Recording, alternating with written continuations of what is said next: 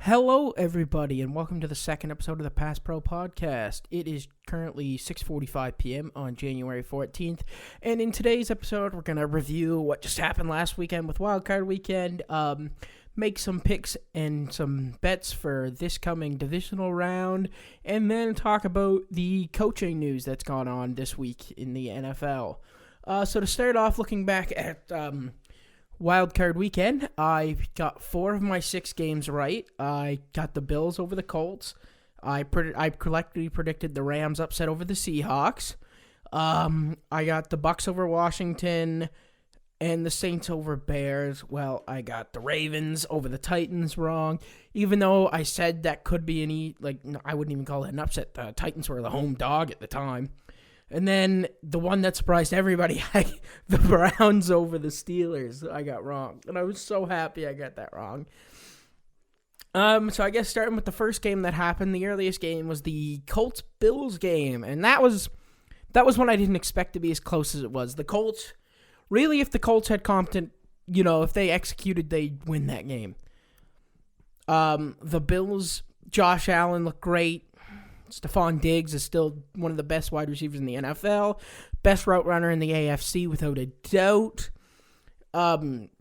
Really, the story for that game was the Bills struggled to stop the run. Jonathan Taylor, 21 carries for 76 yards and a touchdown. Nothing wrong with that.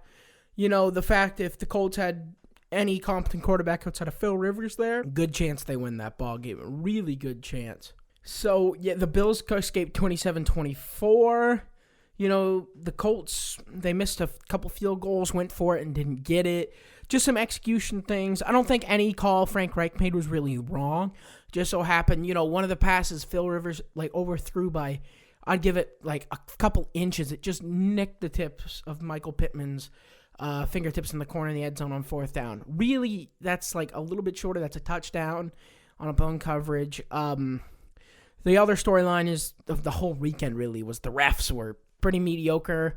This game was a case of a clear fumble by Zach Pascal that he got ruled down and that he was giving himself up, which just anybody who watched the game knew clearly wasn't the case. But I was right.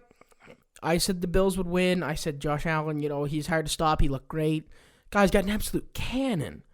That and rookie Gabriel Davis had a really nice day. Really nice sideline catches there on their second quarter drive where they put up 7. It was a really good game by him. He's basically he's basically showing John Brown out the door at this point. 30-year-old deep threat is going to obviously I don't know when his contract's up, but he's likely going to be traded. I think in the offseason, because Gabe Davis and Isaiah McKenzie, 2 rookies from this year, can both do what he does for younger, more potential, and far cheaper. So the next game, which is the upset I predicted correctly, and the bet I told you to make, which is I said take the Rams money line. I said it was 160 odds by the time the game went in, and the Rams won.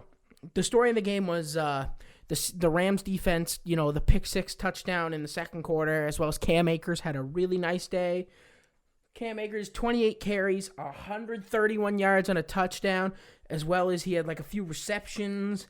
Jalen Ramsey shut down DK Metcalf. I know his stats are looking you look at his base stats and you say, 5 for 96 and 2 TDs, that's great. But then you realize that was when they took him off Jalen Ramsey. And one of those was when the game was over.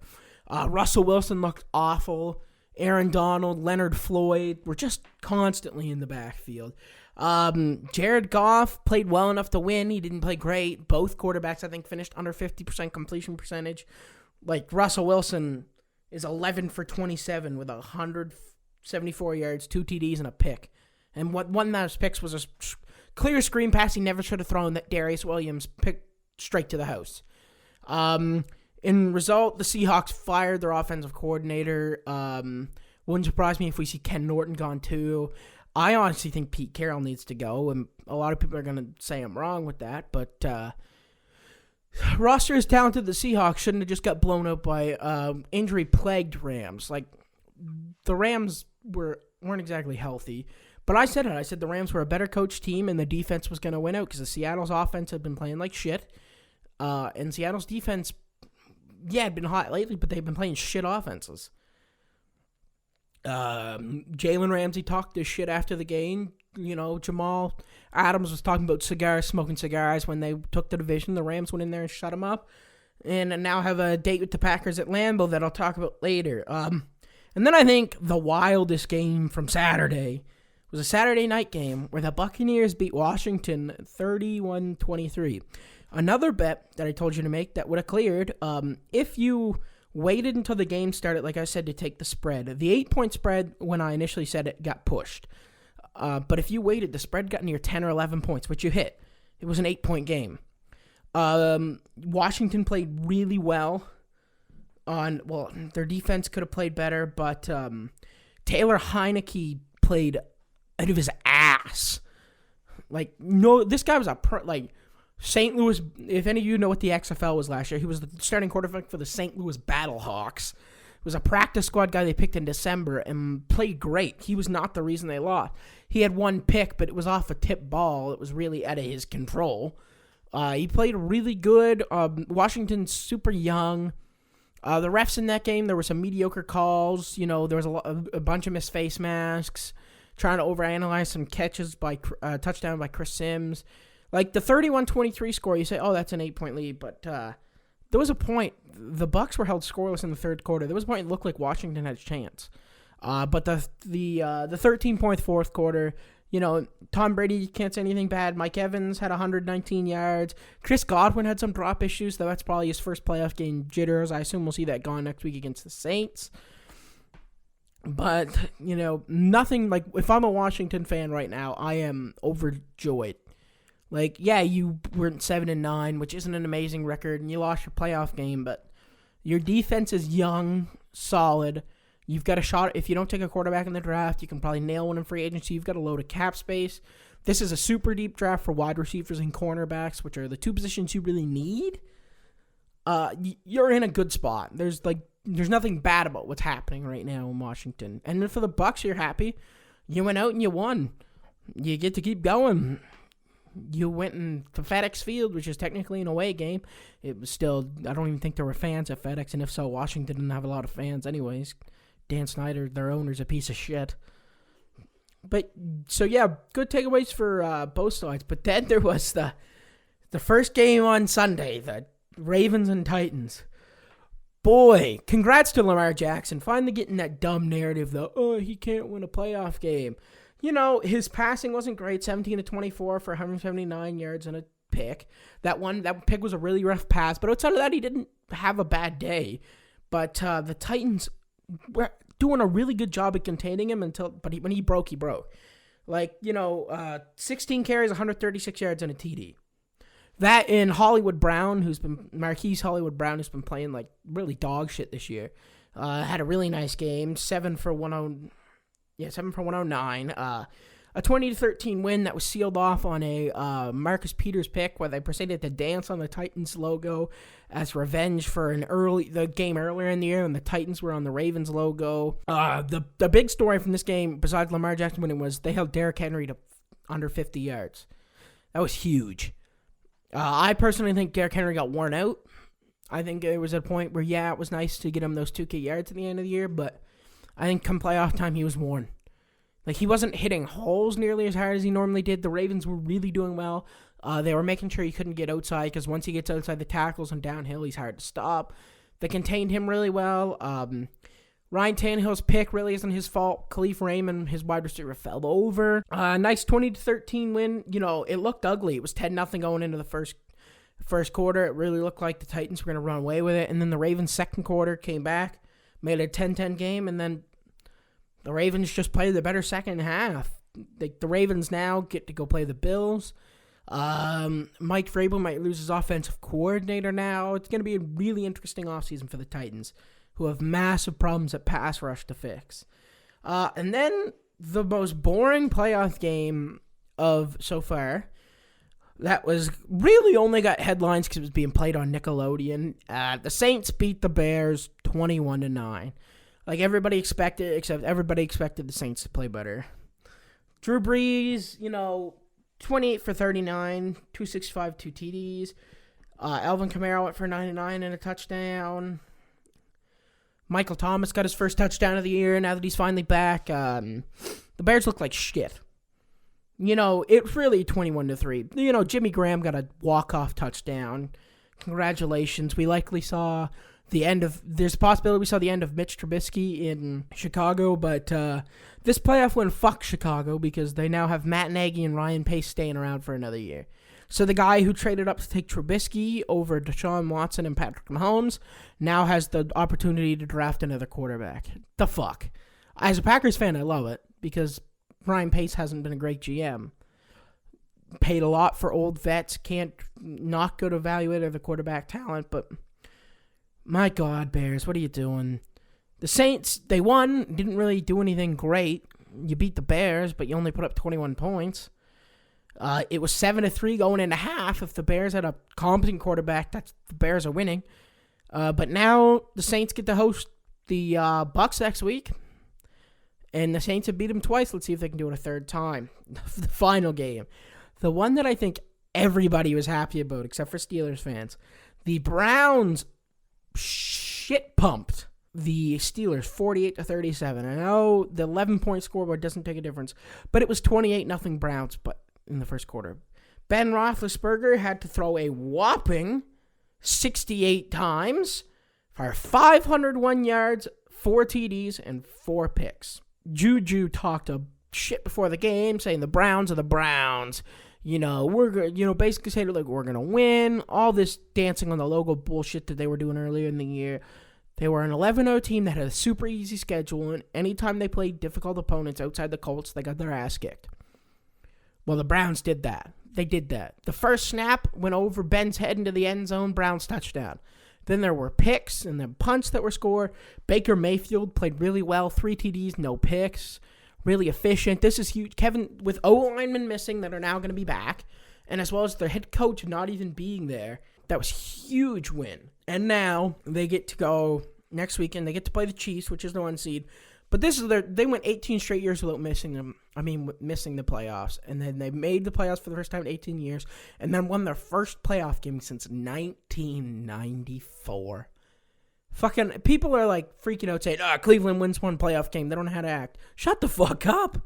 They just won their first playoff game in over 20 years. Damn right they let them celebrate.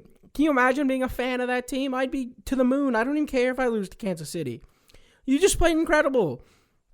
You just pulled off the biggest upset in the playoffs so far. Like everybody claimed last week, it was just the Steelers resting their starters. The Steelers look like shit. Big Ben looked like he'd gone back into the porn addiction before the game. He played like 4 touchdowns. Like the 4 touchdowns look nice, but also 4 interceptions. They were playing comeback all game. The Browns just played better football. Congrats to them. Be interesting week next week. So yeah, overall I went 4-6. Some bets I got right. Again, I got wrong on the Washington Bucks under. I didn't think Taylor Heineke was going to come out and put out 23 points, or they were going to let the Bucks score 31. But I got the spread cover right. I got the Rams money line right. Though I got the Titans wrong. Both the Titans spread and money line didn't go through. And like I said not to touch the Browns game, and I probably wouldn't touch the Saints game. But I definitely, good thing I didn't, because I wouldn't have been betting on. If you cut Brown on the Browns covering the spread, but I wasn't thinking remotely the Browns are going to come out and do what they did. So moving on to the divisional round. The first game is at 5:35 Atlantic time, which is the Los Angeles Rams go to Lambeau Field to visit the Green Bay Packers. The Green Bay's winning this. I think they're giving the Rams way too much benefit of the doubt right now. I know it's the number 1 defense versus the number 1 offense, and that's going to be the storyline, but what we're really going to look at here is we have the 22nd ranked offense that's about to come in and play the 9th ranked defense in total yards. The Los Angeles Rams offense is now starting Jared Goff, who's, didn't look great against Seahawks. He won, but they're not going to win through passing the ball. The last half of the season, the Packers defense has gone lights out. They've started getting turnovers again. If you're a big PFF person, the safety tandem of Adrian Amos and Darnell Savage is the best graded safety tandem in the NFL since week 10. Zadarius Smith's second-team All-Pro. Jair Alexander should have been first-team All-Pro. Some can argue he's a top 3 corner in the league. Him, Xavier Howard, and Jalen Ramsey can switch into the way. The Rams' interior line is rough. You have Kenny Clark, one of the best nose tackles in the game, that's going to be rushing. Cooper Kupp's going to be hurt. Aaron Donald's not going to be at full strength, though it's still Aaron fucking Donald. The big storyline's going to be Devontae Adams and Jalen Ramsey. Jalen Ramsey's known for shutting down corners, but Jalen Ramsey uses a physical style of shutdown, which I don't think will work against a guy like Devontae. Devontae's not a physical receiver. He's not going to try and bully you out of the way. He's going to use his release, use his feet, use his route running, because he's the best route runner in the NFL. I think the best receiver in the NFL to leave you in the dust. Jalen Ramsey's, his one flaw is he can be shook by good route running. An example is it wasn't a completion, but if you watch the Bears LA Rams game earlier in the year, you watch rookie wide receiver for the Bears, Darnell Mooney, leave Jalen Ramsey like 10 yards behind him in his dust. Would have been an easy TD if Nick Foles wasn't Nick fucking Foles. So I think the Packers go in. I don't think this is going to be as close as everybody says. I think you easily take the Packers over the Rams without a doubt. And even then, you look at Jared Goff. Jared Goff in games below freezing, which it's supposed to be in Lambeau. He's under 50% completion, never thrown a touchdown, 4 interceptions, quarterback rating in the 40s. Sorry, not quarterback, passer rating in the 40s, which passer rating, the highest passer rating you can get is 558.3. So passer rating in the 40s, not good. That's bad. So I don't think this is close as this is gonna be. The Rams defense is good, but the Packers offense is incredible. MVP Aaron Rodgers. You have the team rested. If the Packers can run the ball and get, make sure Aaron Rodgers isn't pressured, this game's not going to be close. I don't think it's super high scoring, but I think it's going to be a touchdown or more. The Packers walk away. I'm expecting a 13 to 17 point win for the Packers. Even if it's closer, I still think the Packers are the better team. That they're going to come away with it. Then Saturday night, we have the Buffalo Bills versus Baltimore Ravens. This is a game I can see going either way. The Baltimore Ravens have the best rushing offense in the NFL. With guys like Gus Edwards and J.K. Dobbins is a really nice rookie. He's starting to come into his own since they stopped giving the ball to Mark Ingram. Lamar is, I know people are going to call Lamar a bad quarterback. I don't think he's a top 5 quarterback, but you can't ignore his legs. He's one of the fastest guys in the NFL. Super elusive. You have to play to that.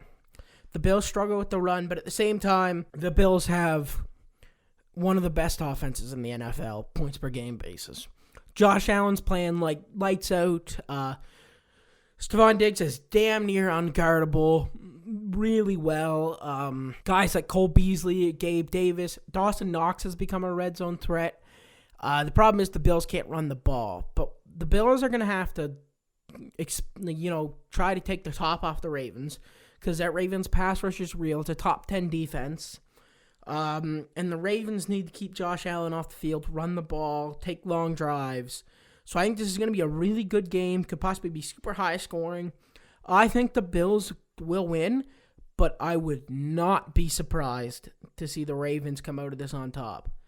At all. Wouldn't surprise me one bit to see the Ravens upset. I think if there's a team in the AFC that matches up the worst with the Bills, for the Bills, it's the Ravens. They're one of the only teams I think that's going to be able to hang in the style that opposes the way the Bills play on defense. And on offense even. I don't think they're going to win, but it wouldn't surprise me at all. Third game, we have the the Browns at the Chiefs. Do I think the Cleveland Browns are going to win this? No. Do I think they could? Yeah. The Chiefs haven't played good football in a while. They keep a lot of teams in games. The red zone defense is the worst in the NFL.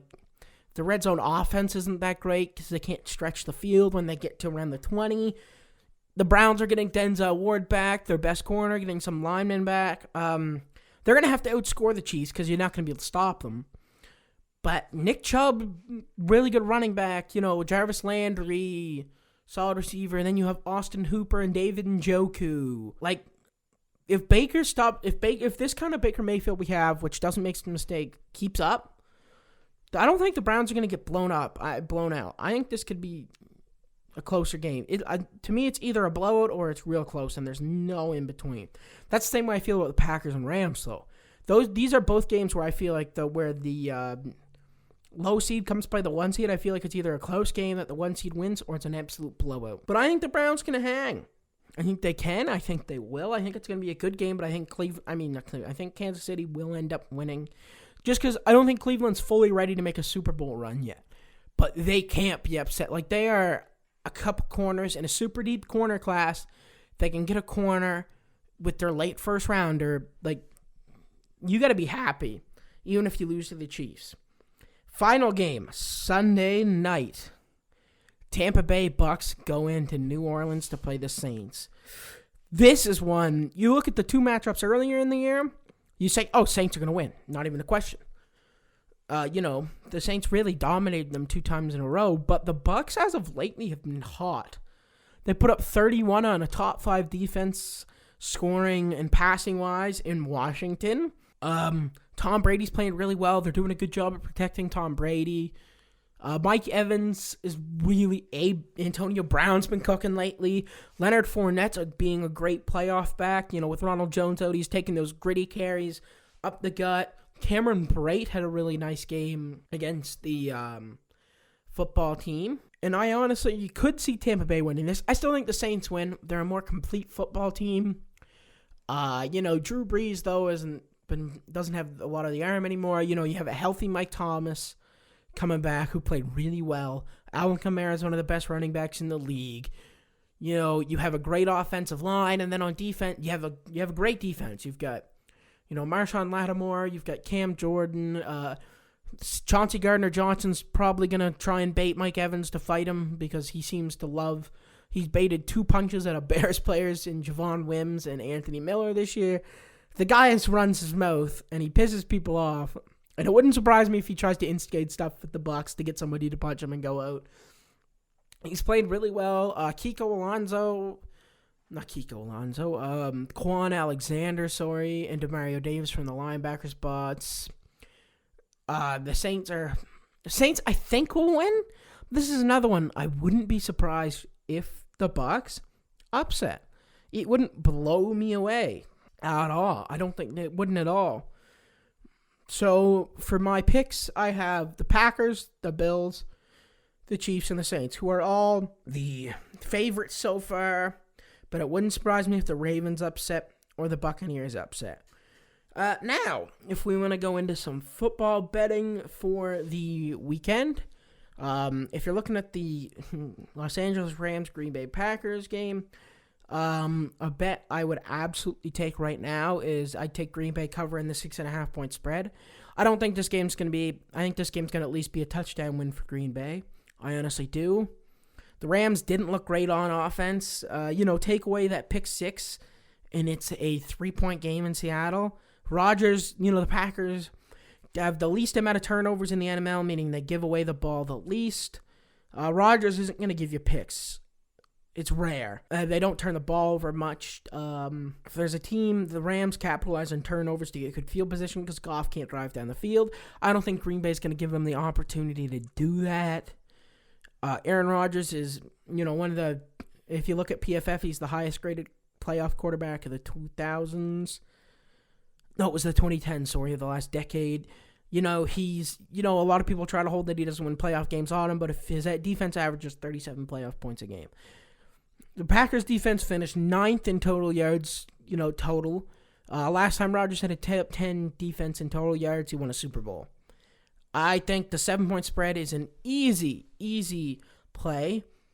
And if you even want to get, if you want to get real technical, there are some fun bets you can make. You could probably, depending on how much you want to bet, you could take a Devontae Adams. You might not want to take a Devontae Adams anytime touchdown with Jalen Ramsey, but that's always a risk. The guy's a touchdown machine. And then a really fun one I think you could take is, let's see if I can find it here. Again, all odds I'm using now are from Bodog at approximately 7:15 on the Thursday, January 14th. Let's see if I can find turnovers. Because you can sometimes bet on quarterbacks throwing interceptions. And if you can, I bet on a Jared. I don't see it here, but when you're coming to the game time, if you want to get fun, I bet on the over on Jared Goff's interceptions. Unless if it's 0.5, make that bet. The next game between the Baltimore Ravens and Buffalo Bills. I don't know if I touch this. The 2.5 point spread is interesting because it's only a field goal for Buffalo to cover. But I could just see the Ravens upsetting just as easy. So you could play the Ravens money line. I'm not going to touch this game, but it's one that if you're confident, make a play on the Ravens or make a play on the Bills covering 2.5 point spread. That's only a field goal. It's going to be close. I think it's going to be a high scoring game, so you could bet the over on the 49.5. But even then, that's a lot of points. It's going to be a game that could go either way, so I wouldn't touch it. A bet I would touch right now is Browns plus 10. Browns are covering 10-point spread. No doubt in my mind. Kansas City hasn't won a game by 6 points or more. Hasn't won a game by 7 points since their 35-9 win over the New York Jets in Week 8. Since then, they beat Carolina in Week 9 by 2. The Raiders in Week 11, they had bye week 10. Raiders in Week 11 by 4. Tampa Bay in Week 12 by 3. Denver in Week 13 by 6. Miami Week 14 by 6. New Orleans Week 15 by 3. Atlanta Week 16 by 3. And when resting Patrick Mahomes, lost to the Los Angeles Chargers. I think Cleveland's covering the spread. 10 points is a lot. That's an easy spread cover. I think you could even tease that if you can tease that lower, try it. If there's better odds, if the spread increases to more than 10 points, if you can tease it down, like right now, if you take Cleveland plus 7.5, it's 110 odds, which isn't bad. That's $1.10 for every dollar you bet. So I'd easily take Cleveland covering the spread. Again, Kansas City could blow them out, but they haven't. They haven't blown anybody out in a long time. Since Week 8. And that's even then, you look at close games. Week 2 in the Chargers, they won by 3 in OT. That loss to the Raiders. But, they haven't played a blowout game since that against the Jets. The number 2 in the draft overall, New York Jets. On the 1st of November, Week 8, was the last time the Chiefs won by at least 7 points. So I would easily take the Browns to cover 10, without a doubt.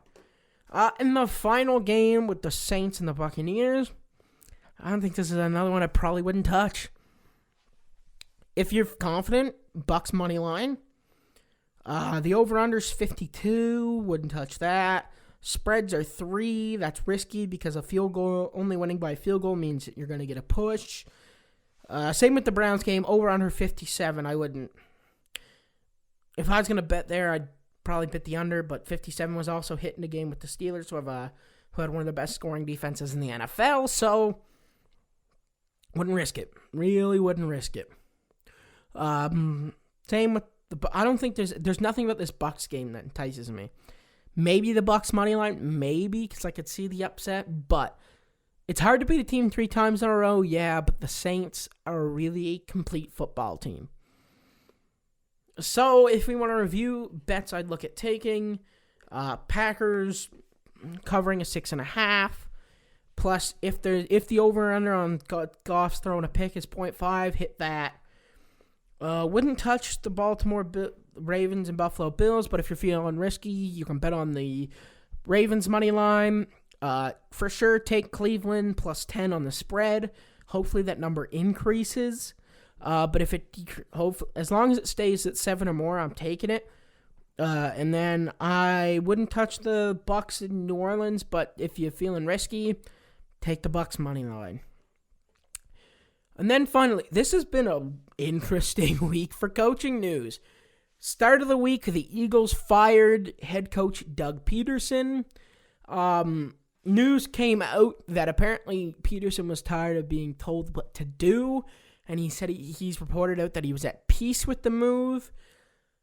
Doug Peterson is now the favorite to land the job with the Jets because him and Joe Douglas have a really good relationship. Joe Douglas is the Jets GM.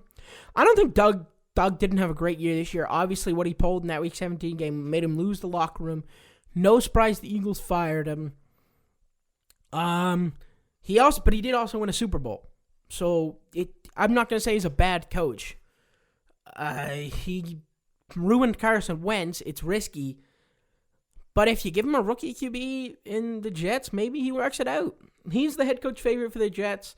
I think the Jets are better off. I think Doug's better off to go back as an assistant, prove himself. So that news. Also, there's been an official hiring.